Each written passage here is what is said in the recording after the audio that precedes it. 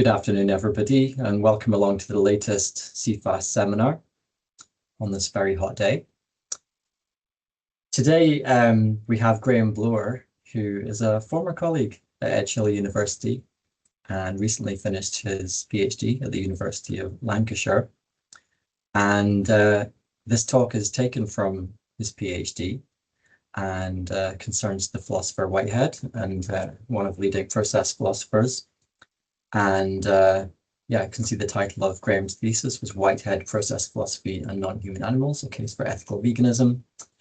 And he's going to speak today on Whitehead and non-human animals. So I'll hand over to you, Graham. Okay, no, well, thanks very much for that, Richard. I'll start with a very brief self-introduction, just for those of you that have not come across me before and are wondering why you've got an old folk like me talking about a recent PhD completion. My sort of story in brief was that I studied philosophy with theology at university way back in the 1980s, did a BA, a master's, and then a PGCE at secondary.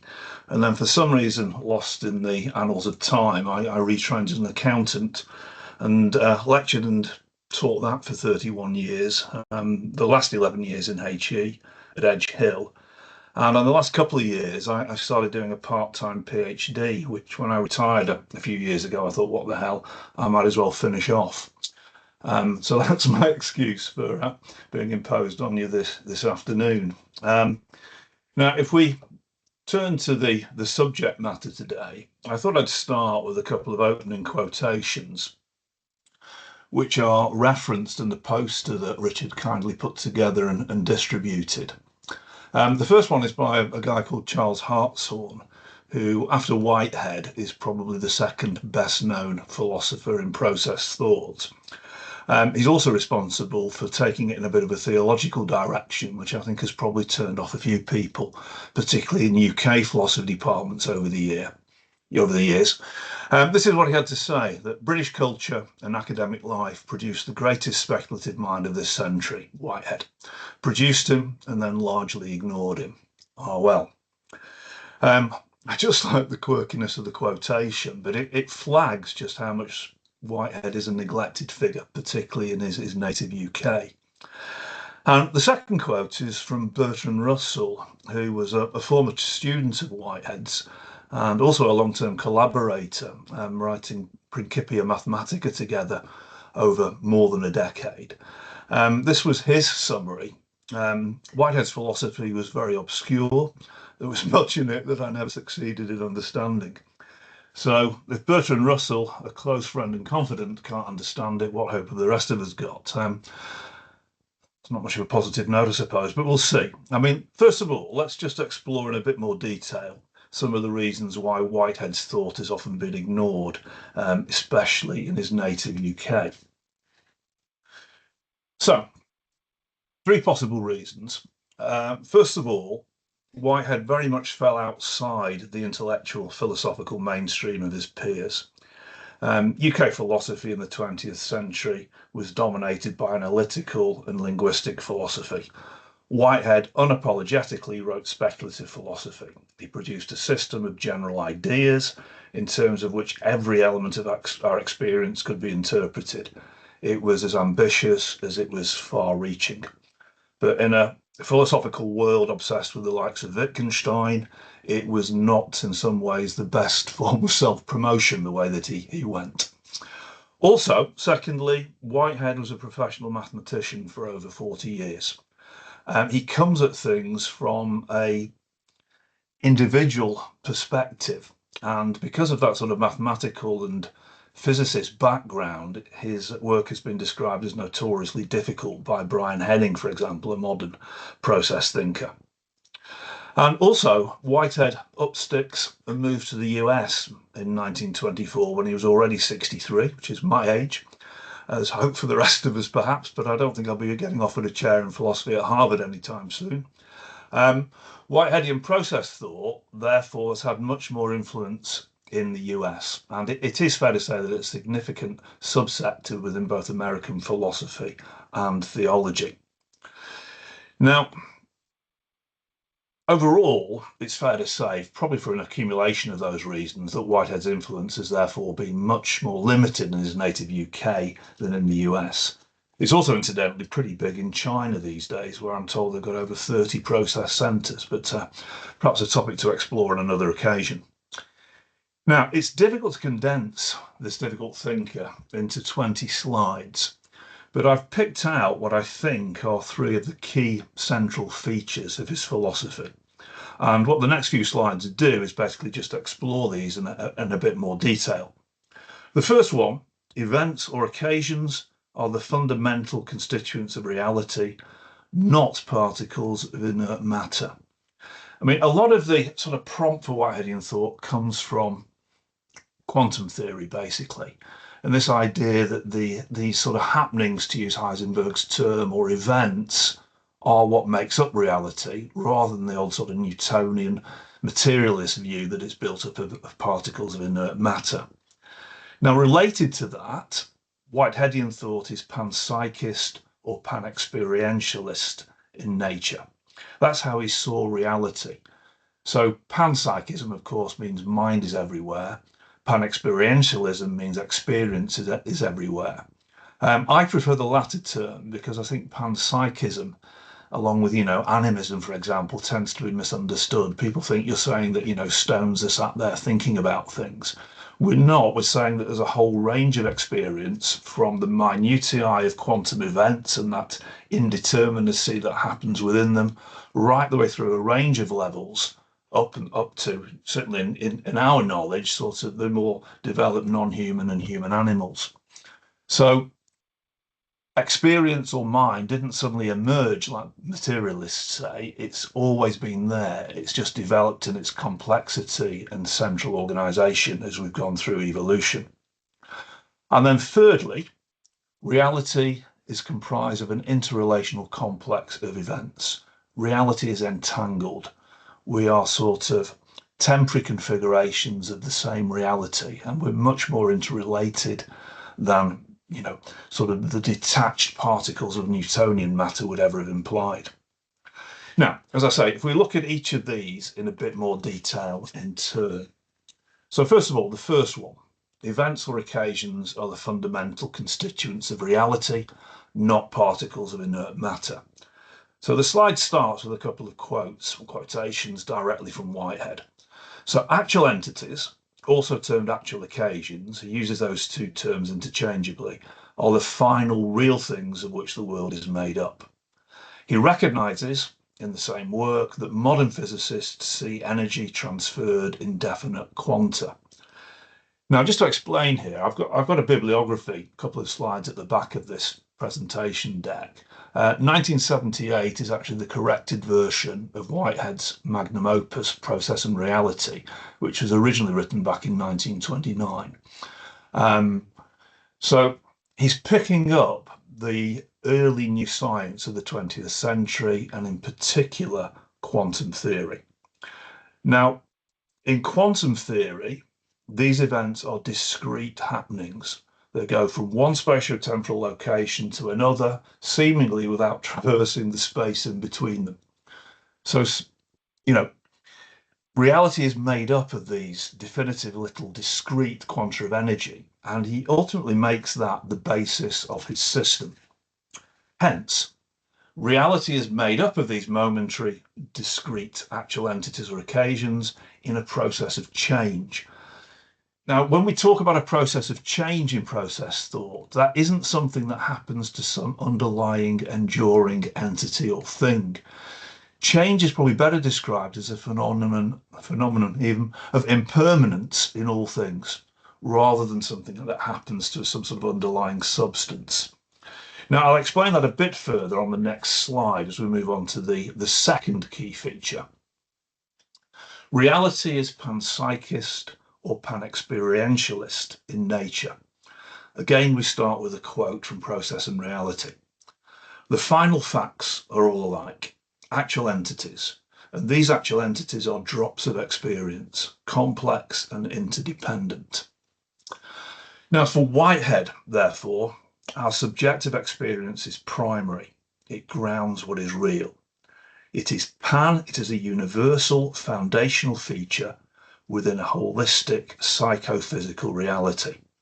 From the simplest micro-entities, such as the quantum events themselves, through to the complex macro-entities, such as human and non-human animals, we have this full range of levels of experience. Now, picking up the point specifically that I cross-referenced from the last slide, that experience comes in discrete drops. It's not strictly a stream or continuous flow. And again, you can see quantum theory coming in here. It comes as a series of momentary and discrete unit events, which occur with such rapidity that reality appears superficially like a smooth procession, but it's much more like the illusion of cinema. I'm straying away from trying to say that word, because if I try and say cinema topographical, it rarely comes out correctly. There's evidence there.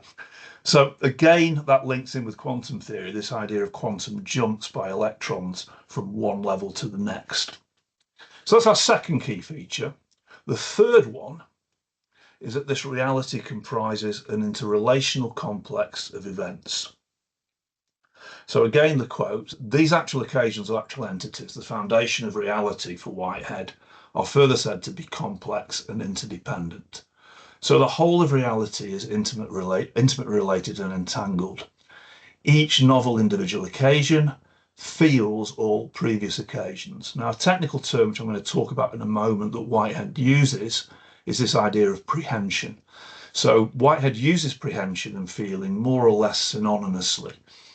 So it's actually each novel occasion quite literally feels or prehends all previous occasions. Now, to varying degrees according to their relative proximity to an occasion within space and time. This always reminds me of something in Hitchhiker's Guide to the Galaxy, where they create a parallel universe out of a piece of fairy cake, because the idea in Douglas Adams's sort of comic take on reality is that the piece of fairy cake actually contains all the data to recontribute a complete universe. According to Whitehead, the piece of fairy cake is way more than you need. Any individual occasion, any individual quantum event has got the whole pattern of the universe in it. Now, again, this relates to quantum theory. And in quantum theory, there's something called entanglement, whereby once two quantum events interact, they stay connected. Acting on one of them can actually influence another one, even though it's, far away in space. Einstein tried to deny that. He said such spooky action at a distance couldn't happen, but it does. It's been proved in the 1980s by a French team of physicists headed by Alain Aspect. So again, you can see quantum theory coming through here in this context, this concept of entanglement. But anyway, I don't want to go too far into quantum theory because it's a peculiar area. However, without mentioning it, I don't think you get a real grasp of where Whitehead is coming from. Now, it's worth pausing just at this moment just to have a look at this concept of prehension in a bit more detail, because it is central to what Whitehead says. Now, prehension is a word that he more or less makes up on the basis of the Latin verb prehendere, which means to grasp or seize. So for Whitehead, each of these tiny little novel occasions is able to grasp or seize, to prehend the influence of all the occasions which preceded it. With positive prehension, where the occasion just accepts those influences from the past, that's the basis of cause and effect for Whitehead. But he is a libertarian free will proponent as well. Each of the occasions has the ability to reject, to negatively prehend that influence from the past. And that forms the basis of his concept of free will, or what he calls creativity. That ranges from the spontaneous indeterminacy of the quantum events themselves. Whitehead thought you could see the very sort of low-level signs of primitive spontaneity, freedom and mind in those quantum events, right the way through to the free agency of complex centralized organisms such as human and non-human animals. Now, it also follows that because each of these occasions has an individual, a unique spatio-temporal location, it prehends a slightly different mix of weighting of these influences. So each of the occasions is a unique synthesis of the past from that own specific perspective. Now, that's at the micro level. If we sort of extend this a little bit to more complex individuals such as human beings and non-human animals have evolved over time as complex and centrally organized societies of these individual occasions. And due to their centrally organized organic structure, they're said to be presided over by a dominant occasion, which sits, for example, in the human brain. Now, that's quite important in our current context because that forms the key difference between an animal and a plant for Whitehead. However, that's not a hard and fast line. Whitehead says that there are no clear boundaries between those two classifications, and that reality should be conceived as fully continuous in nature. There are ultimately no differences in kind. There are no clear-cut divisions within reality. Yeah, it's got a continuous single nature. Now, that sets up the basis of his view of reality.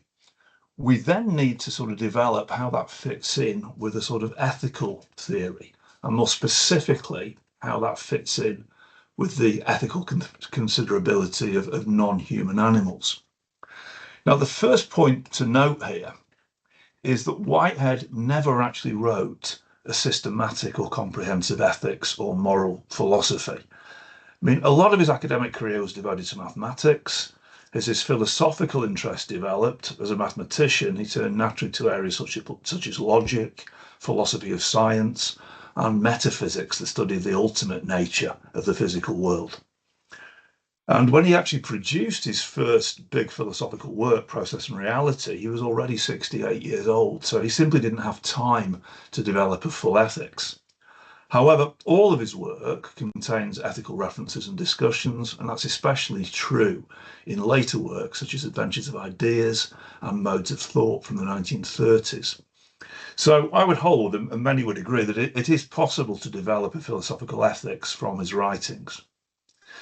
Now, this philosophical ethics actually builds on the foundations of the panpsychist and panexperientialist view of reality, which I've been describing.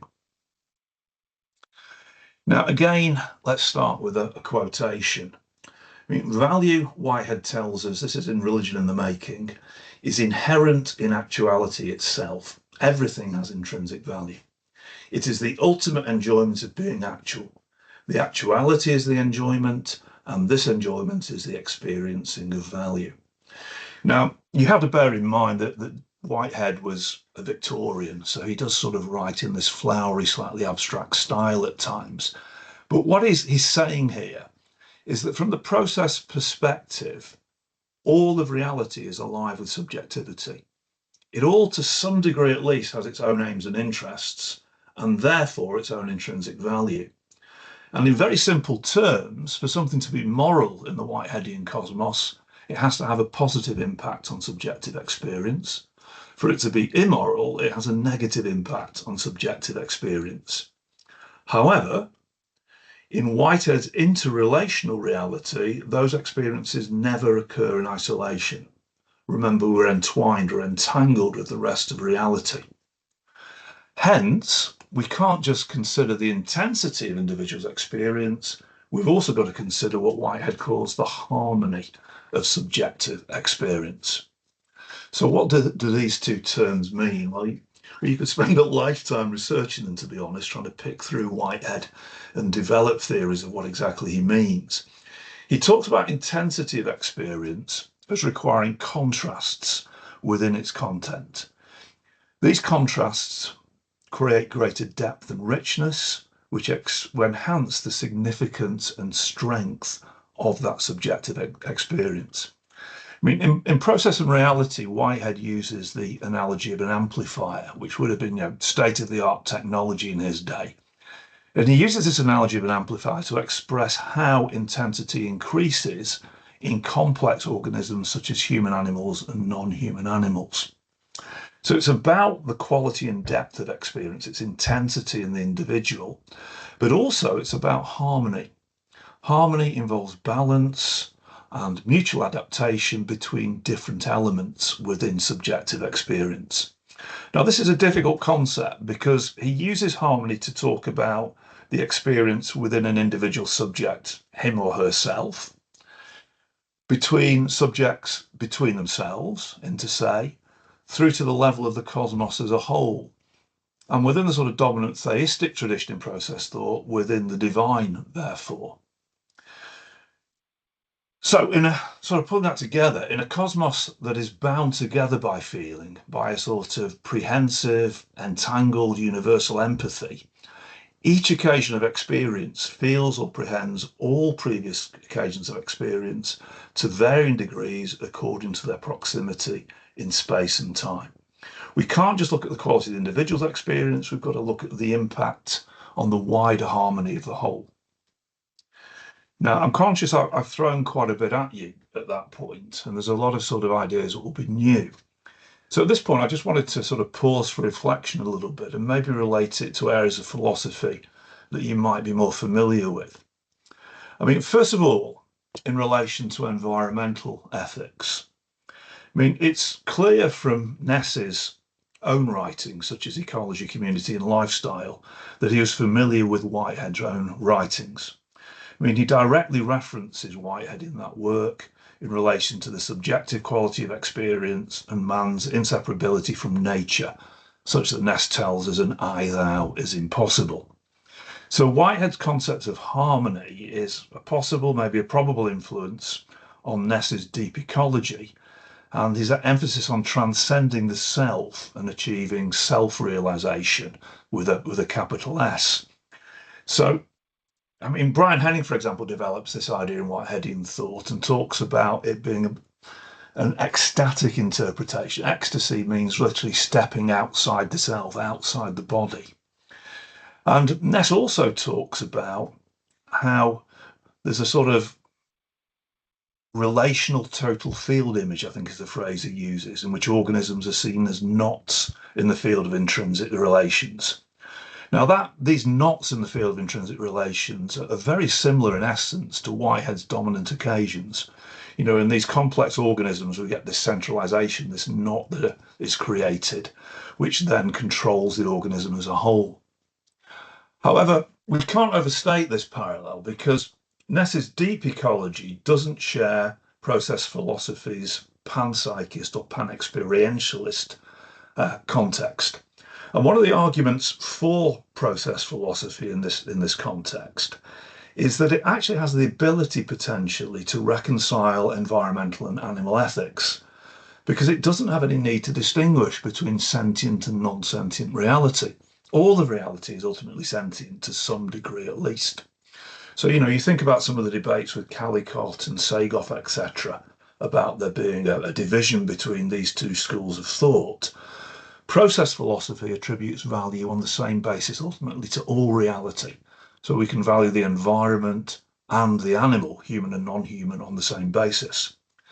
Now, the next point, the next initial thought may be already occurring to you.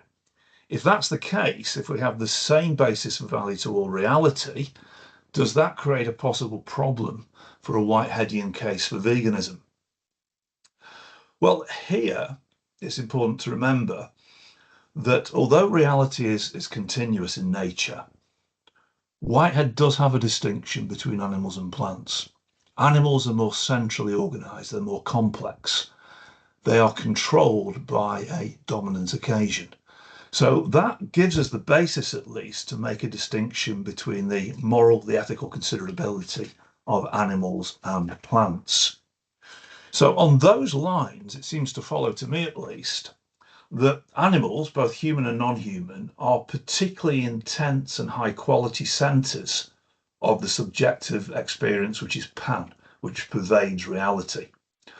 As such, it follows further, I would say, that if we're going to optimize intensity and harmony of that experience, as a general rule, we should avoid consuming them in favor of plant-based food choices. Hence, for me, and for one or two others within the process tradition, this all points to vegetarianism, and I would say ultimately to veganism. Of course, for Whitehead, the word vegan didn't really exist. He died in 1947, which was more or less the time, I think, when Donald Watson and his buddies in Leicester were breaking off from the Vegetarian Society and coining the word vegan. So it wouldn't have been a word on Whitehead's horizon. In fact, vegetarianism was still very niche and only discussed in a limited fashion. So despite my argument that it all points that way, that hasn't been the consensus historically within process thought. So in terms of a brief synopsis on process perspectives on vegetarianism and veganism, this is inevitably selective in nature. But if we start with Whitehead himself, I mean, he did on occasion, and it is only occasional, he did on occasion address the issue of non-human animals directly. And these are some of the points that stood out for me on reading his work. What he terms the higher animals, he tells us, undoubtedly entertain notions, hopes and fears, and therefore they rightly claim our love and our tenderness in return. That's from Modes of Thought in 1938. Living societies, such as human animals, non-human animals, require food, and this involves the destruction of other societies. Hence, for Whitehead, life is robbery, and the robber requires justification. He tells us that at this point, life morals become acute. Whitehead also tells us, within Process and Reality again, that he is open to extending the concept of a person and personality beyond humans to what he again terms the higher animals. So sort of pulling that together, I think what we can conclude from that is that it is apparent that Whitehead saw food choices as an acute moral issue. However, at no point does he specifically develop either a vegetarian or a vegan position. And there's certainly no biographical evidence either that he adopted such a lifestyle. So that's Whitehead. The second most prominent thinker, as I've said, in process thought is Charles Hartshorne. Let me just pause for a drink, if I may. I mean, an interesting anomaly with Hartshorne, if you look at those years of birth and death, is that he was actually alive in 3 different centuries, 19th, 20th, and briefly in the 21st. A phenomenal academic. His lifetime publications were around 500. He was still publishing in his 90s. So I'm always hesitant as a much less immortal criticising people like this. But Hartshorne's view, writing in 1979, when if you do the maths, he was 82, is that the morally good individual is one who wills to optimize the harmony intensity of living for all those lives he or she is in a position to affect. Hence, it would seem to follow that where possible, we should choose to consume plants and avoid consuming animals who generate relatively high levels of harmony and intensity. Indeed, Brian Henning goes so far as describing Hartshorne as a moral vegetarian. And yet, Hartshorne himself backs away from that conclusion. Complete vegetarianism need not be, and probably is not the most appropriate solution, he concludes at the tender age of 82. It's interesting, actually, because if you look at that reference in context, he then goes on to talk about how the proportion of grains, cereals, legumes, and other protein sources that now go through the meat industry should not be expected to continue. So he's gone so far into this as to appreciate some of those conversion ratios between, vegetable proteins and vegetable calories into meat. Yeah, it still doesn't lead him to a sort of explicit advocacy of vegetarianism. It's actually not until we get to Dan Dombrowski in the 1980s onwards, shortly on the sort of tail of Singer and Regan, who first clearly and explicitly endorses a process version of philosophical vegetarianism.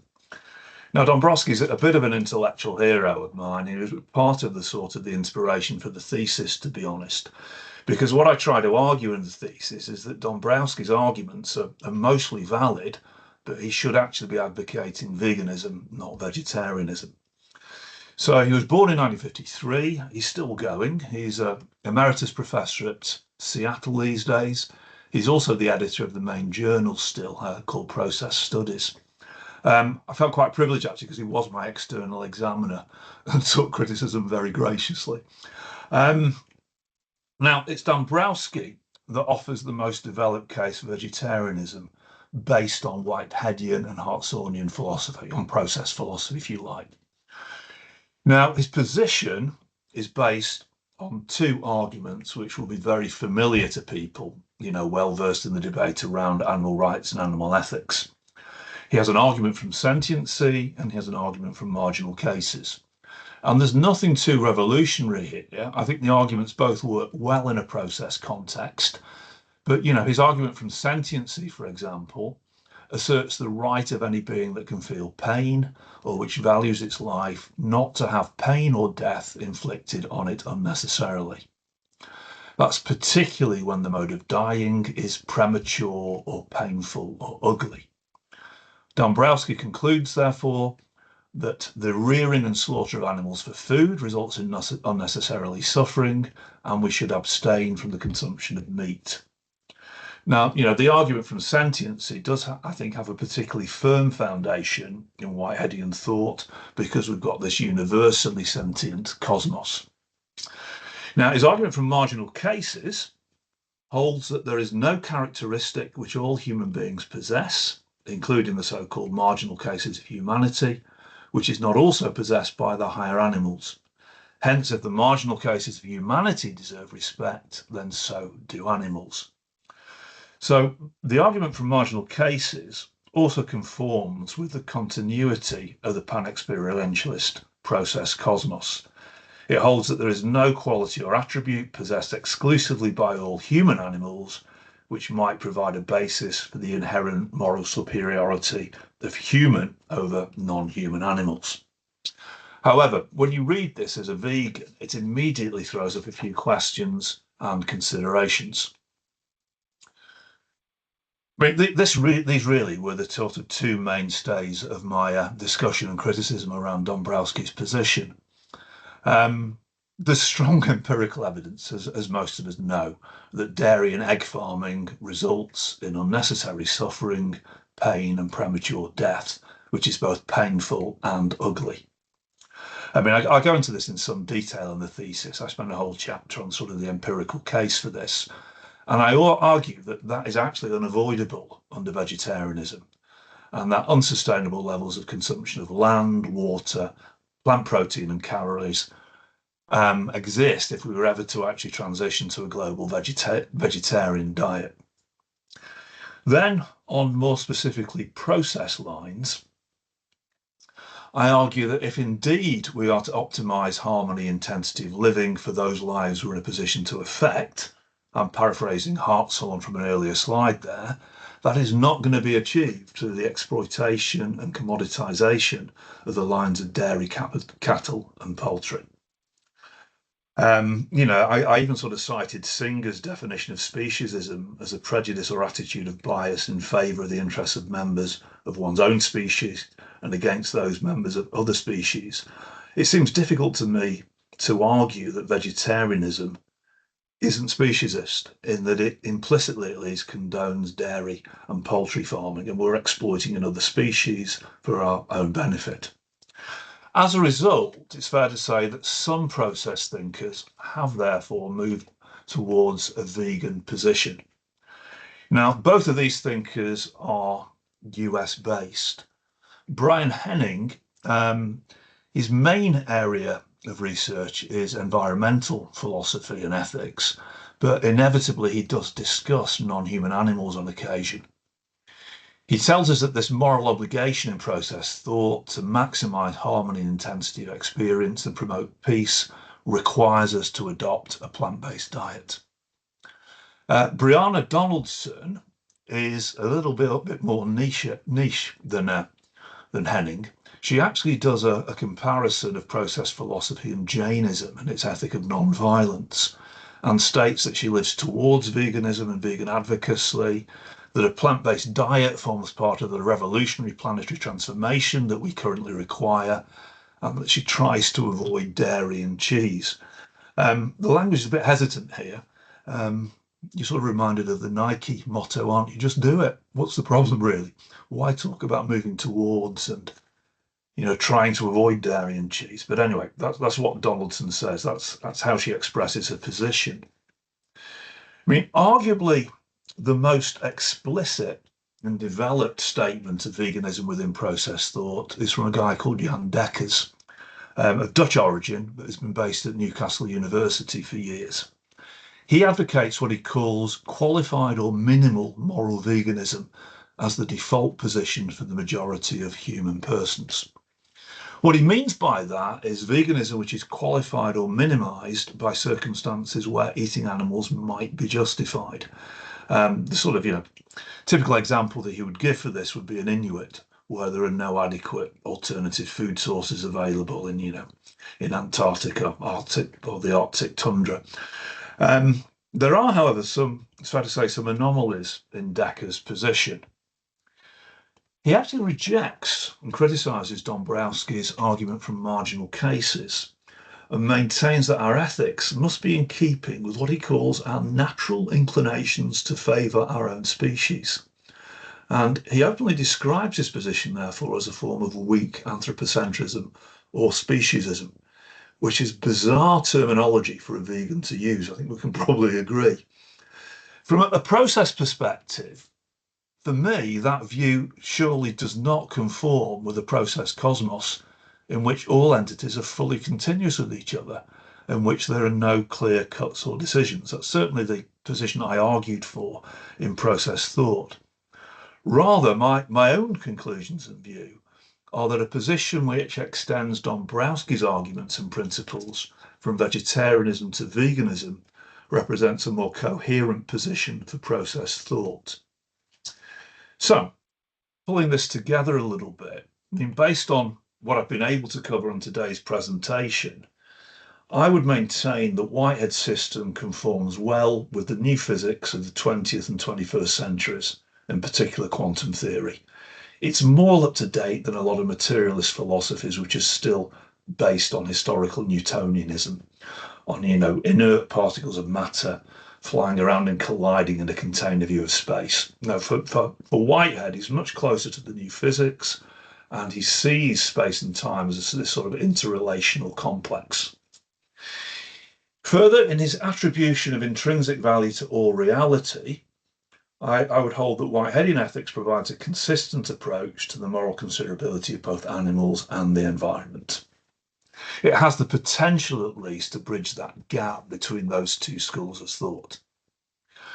Now, that, combined with its aim of optimizing harmony and intensity of experience, also synthesizes key insights from both deontological and consequentialist schools of ethics. Now, I've been trying to avoid philosophical terminology.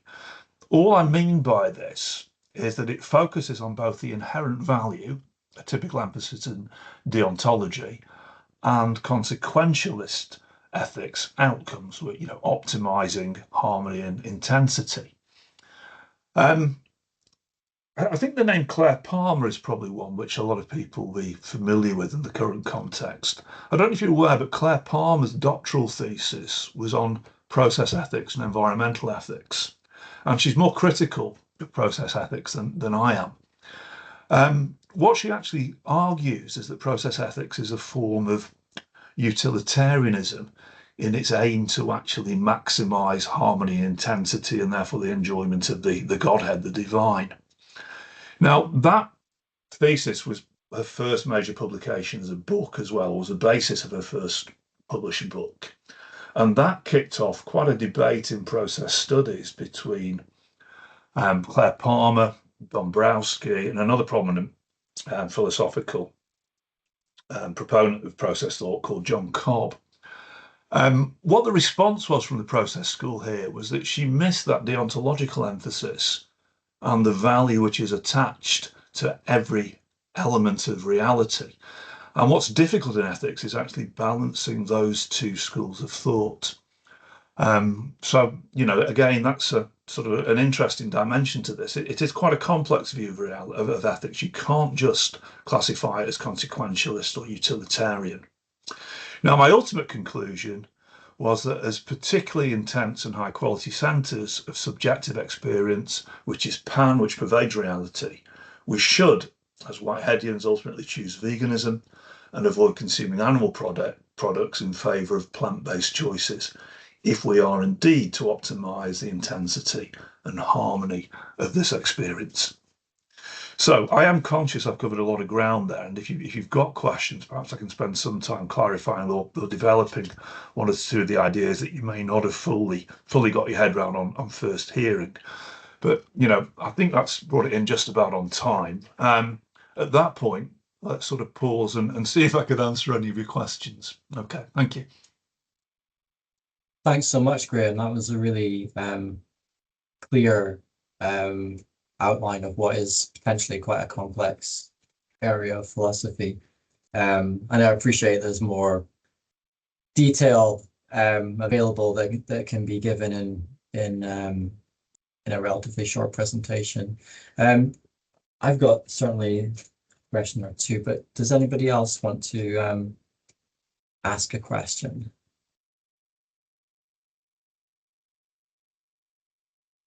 Or make a comment, of course. Even a clarification one. I've got a horrible paranoia now. I've just been talking to Richard alone or myself for the last 45 minutes. But please, if there's anything that wasn't clear, please ask questions on those lines as well if you wish.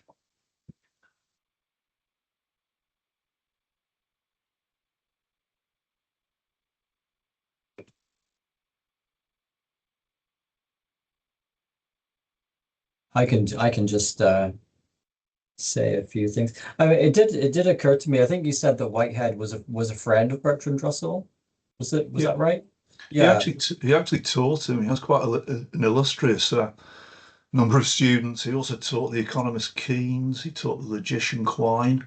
But yeah, no, he taught him and obviously recognised Bertrand Russell, well, genius, I think most people would say. And they worked together on a huge mathematical project for years. Well, it just occurred to me because Bertrand Russell is a famous vegetarian, isn't he? But maybe that was after Whitehead died. I don't know. Obviously, Russell lived a lot longer, didn't he, than Whitehead? Yeah. I mean, obviously, Whitehead would have been a few years ahead as his tutor at Cambridge. So I think Whitehead lived into his 80s. But obviously he was probably about 20, 25 years older than Russell, I would imagine. Yeah. I was going to ask you to clarify. There was one point where you said animals are controlled by a dominant occasion. And I was just wanting to ask for clarification on what that means. Yeah, sure. Well, occasions are the fundamental constituent of reality. I sort of see them as sort of little pulses of energy. The fundamental nature of reality is energy, and matter is just sort of condensed energy. And as a human animal, I'm this temporary configuration of those occasions. But within the structure of my body and brain, it has become centralized over the ages as we've gone through evolution. Some animals, such as octopuses, have a more decentralized constitution where they've got quite developed, ganglia, tiny brains within each limb. But as human animals and many of the sort of non-human animals, we've evolved as this central organized structure. And the head ganglion, the brain, has developed more and more over the years, and it's exerted a sort of controlling influence over the rest of the body.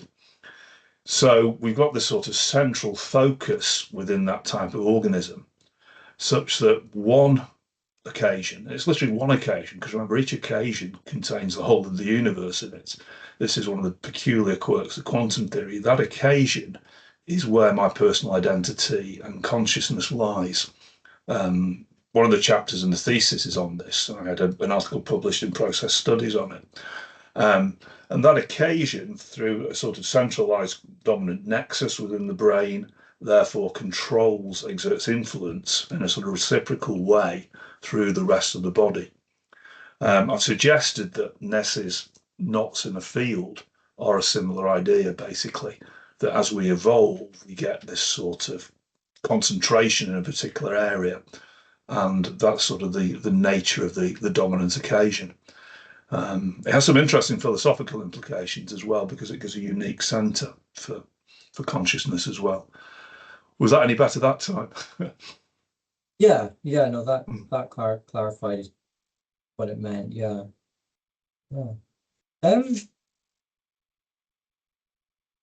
I suppose I wouldn't mind seeing the slide again, which showed the definitions of harmony and intensity. Okay, let's see if That I was can possible. Yeah. pop back to that.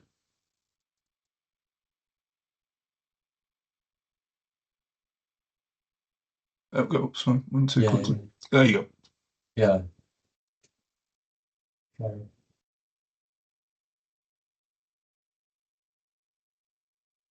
And it was interesting that there was language used, I think it was by Whitehead, wasn't it? Regarding higher animals. So do you think, had he developed a more concrete sort of animal ethics, do you think he would have gone down the path of saying that, well, maybe primates, maybe whales, that kind of thing would be seen as more valuable, do you think? I think there are degrees of value in this cosmos. And one of the things that people do object to is that it has a hierarchical view of reality in which humans are at the top, but they're not at the top in principle. But I think he would say that human life is more valuable than non-human life, for example, on planet Earth. But then that's a view that Regan ultimately says, I think, isn't it, when he's discussing his lifeboat examples. Where he would have drawn the line, remember, his view of animal neurology would have been much less developed than ours. I think had he been presented with the scientific facts surrounding, the emotional responses of pigs, canines, etc., that is a problem, obviously, that Singer has in the first edition of Animal Liberation, that he suggests that eating prawns and shrimps might be okay, and it changes his mind by the time the second edition comes out. So where Whitehead individually would have drawn the line is not clear and open to speculation. But I think with the development of neurology and animal neurology in the later 20th and early 21st centuries, I think he would have been open to extending this. I mean, one of the lovely things about Whitehead, he was a really humble bloke. The Americans couldn't get their head around his humility. And at the end of every lecture, he used to say, "Take it from here." I've only been able to take this so far, and knowledge evolves. I'm limited from my sort of capabilities and era. So he would have been open to the development of his ideas in the light of intellectual development since. Sorry, I think that's quite a lengthy answer, but no, that's I mean, we have to sort of allow for the fact that he only lived until 1947, which so much knowledge around other species has been developed since then. A few people have offered their thanks, but they've had to leave early. So Felicity, Victoria, Claire, and Eleanor. So they may seek to email you, perhaps. I think Kerry was typing a message as well. Is anybody else, Heather or Kerry, want to add anything? No. Just really interesting. Thank you for your time, Graham. It's been really interesting. I come from kind of a bit of a philosophical, theological background myself, so it's been really interesting. So just thank you for that. Appreciate it. Okay, I'm feeling a bit paranoid that people haven't understood what I'm saying. I hope it's made some sense to people. No, I think what's happened is that it's been a very educational experience for people. Right. Yeah, I agree. It's just lots to think about, and it's made lots of sense. It's just a case of kind of, I think it's just probably people are kind of just mulling it over as well. No, I think it's been brilliant, Graham. Thank you. Okay, no, thanks. Thank you. I mean, Richard has got a copy of the thesis if anybody would like it. Indeed. So. And perhaps you could circulate to me the article you had published, and then I could pass that on. Yeah, I think I've sent it to you in the past, actually, Richard. Probably. Yeah. I think if I can find it, it's in process studies. Yeah. Spare with me. Yeah, I do. Yeah, you did send it to me. Which Yeah. I think the later years of this are actually available on JSTOR. I could certainly access process studies when I was at Edge Hill. Yeah. And it's been added to JSTOR since, from about 2011 onwards, I think. So it's actually in volume 53.2, fall winter 2024. It's actually the first article in that, personal identity matters. But I mean, if you want me to dig out a PDF copy, I've probably got one somewhere. Yeah, great. Okay, thanks, Graham. I'm going to just thank you very much. And the great thing about this is that we'll put it on YouTube, and I will also, I think, contact the people that did register but weren't able to make it, and let them know about the recording. And hopefully that might lead to some more conversation down the line as well. Okay, no, that's great. All right, well, thank you for inviting me, and I hope it's been an interesting listen. Yeah, absolutely. And here's a thing that I must admit changed the way I looked at reality, and I was always conscious that there was a connection between that and my later sort of embracement of veganism in my 50s, about 10 years or just over 10 years ago. So it was really sort of exploration of that relationship was what this thesis was about, I suppose. Okay, but no, thank you very much, Richard. Much appreciated. Yeah, thank you.